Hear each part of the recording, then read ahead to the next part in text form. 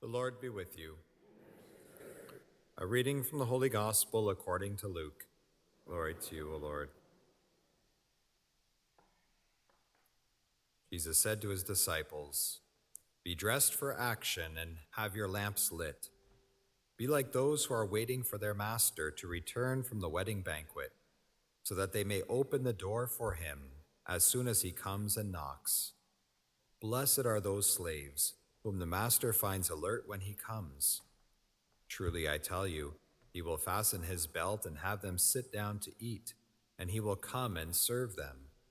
If he comes during the middle of the night or near dawn and finds them so, blessed are those slaves. But know this, if the owner of the house had known at what hour the thief was coming, he would not have let his house be broken into. You also must be ready, for the Son of Man is coming at an unexpected hour." The Gospel of the Lord.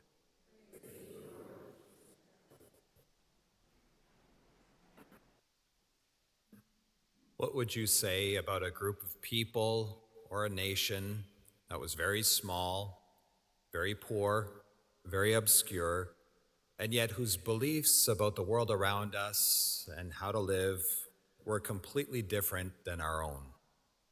I think one thing we would ask is, where are they getting their information? If no other country and no other civilization had such a belief system or understanding of the created world around us. And yet this is exactly the little group of people or nation of the early Christians and Jewish people of the time of the Bible. The people of the scriptures of the Old and New Testament had a belief system and knowledge of the created world around them that was different than every other known civilization on the planet at the time in which the scriptures were written, which, as we know, was over many centuries, right? From the early Old Testament until the end of the book of the New Testament with the Apostle John's letter of Revelation. And over this time, we have some beliefs that this little group of people, the Jewish Christians, the Jewish folks in the Old Testament and the early Christians, had a belief that was so different from the other superpowers of Egypt, Assyria, the Roman Empire, the Babylonian Empire, and the list goes on and on, simply because they received their information from God, revealed to them in faith through the scriptures. So every single civilization known at that time believed that the sun and moon were divine. We could see how that could be believed in. It's pretty awesome looking out there and night, the full moon or the sun and all that it does for growth and, everything that we need for the light and darkness. The Romans, the Babylonians, the Egyptians had names for these gods.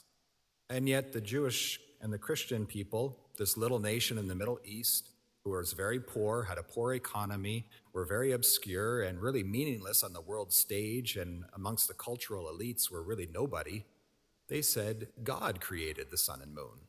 They're just luminous objects in the skies. But they didn't have a telescope to tell them that. They didn't have any scientific research, but they had the Lord God telling them so. They also knew and believed that the universe was created from nothing and that it was going to have an end. There'll be an end date to the universe. Now, scientifically speaking, this wasn't really determined until the 1950s and 60s with the discovery of the Big Bang and kind of more understanding of how the world began. And this is what the scientist from 1978 Nobel Peace Prize winner in physics said about this. His name is Arno Penzias, and he worked with Robert Wilson and the discovery of the micro kind of waves behind the Big Bang that still echo in the universe today, different than the microwaves we have in our kitchens, by the way. He says this: "The best data we had in all of our discoveries and understandings of the science of the beginning of the universe, I could have predicted if I had nothing else but the first 5 books of the Bible and the Psalms." Pretty amazing when you think about it.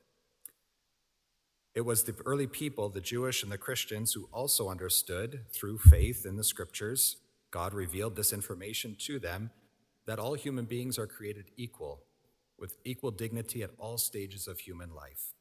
This was not believed in by the other civilizations, who disregarded human dignity of the unborn and the elderly and the sick and those with disabilities as well. But also, Many of the civilizations, all of them in fact, besides the Jewish Christian circle in this small, poor, obscure place of the Middle East, believed that the kings, queens, and emperors were semi-gods, were gods, so to speak, superhumans. The Christians and Jewish people never believed that. Yes, they had important responsibilities and roles of governance, but they were human beings just like you and me, just with different roles and responsibilities. Now, this little revolution that took place through the scriptures reminds us of the very power of faith. And this is the message in that beautiful second reading, and whenever it comes up in the readings in the lectionary, I love to preach on it with this beautiful definition of faith, because faith is something hard to define. It's like defining love or hope, the other theological virtues that are given to us by God in our baptism.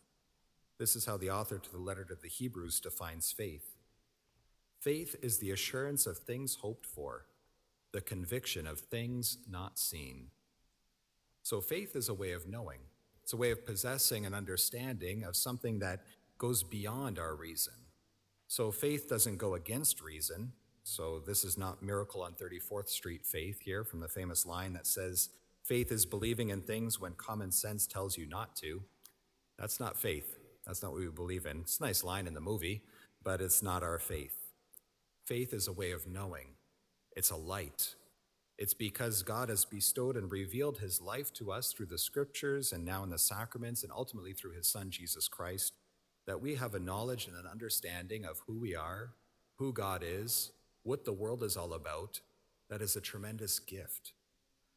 It is a tremendous gift.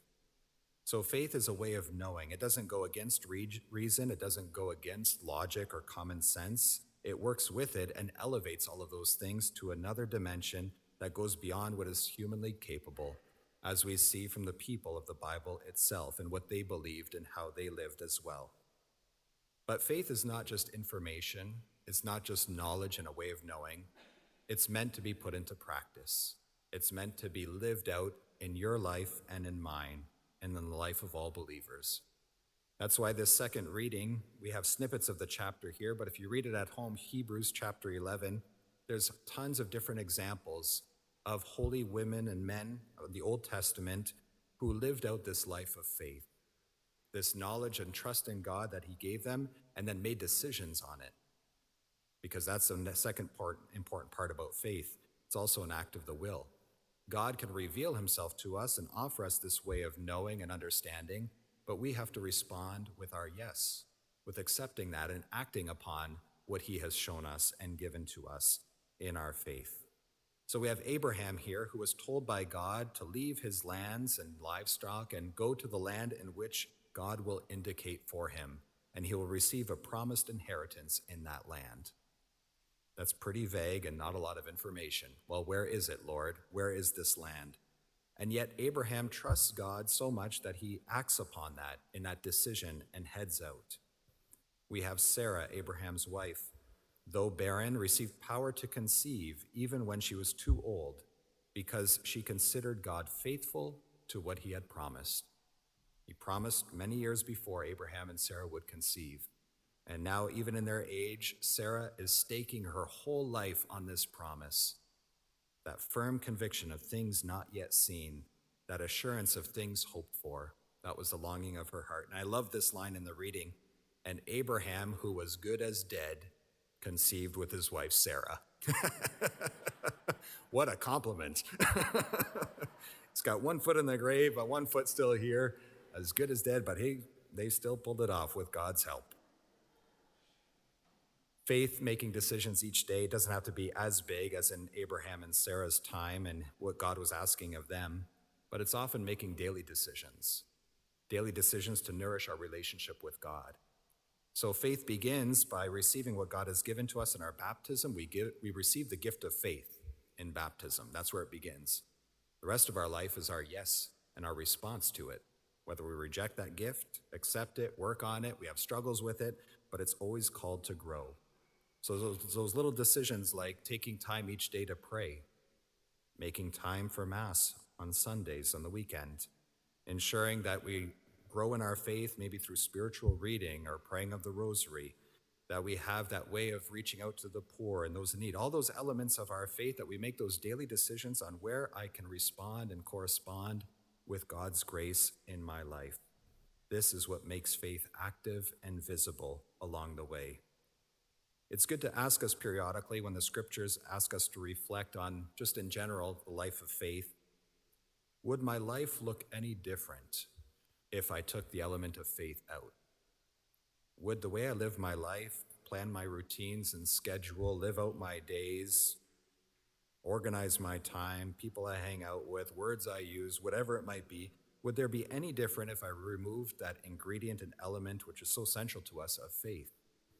It's always good to use that as an examination of conscience sometimes. Because if we remove the element of faith from the life of Abraham and Sarah, their lives would be absurd. They wouldn't make any sense. Abraham, what are you doing? Are you crazy here, leaving your livestock behind and everything? You don't even know where you're going. You're wandering in the wilderness here. But God told him, and he trusted.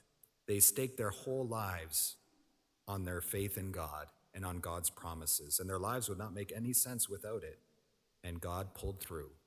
Even though they didn't see it with their own eyes, they had one child, Isaac, but through him, descendants more multiple and numerous as the sand on the seashore came about. And that was God's original promise. They didn't see it here in this world, but they saw it in the next. And that's the faith that God gives to us and seeks that we can be strengthened with as well in how we respond to him this day and each and every day of our lives.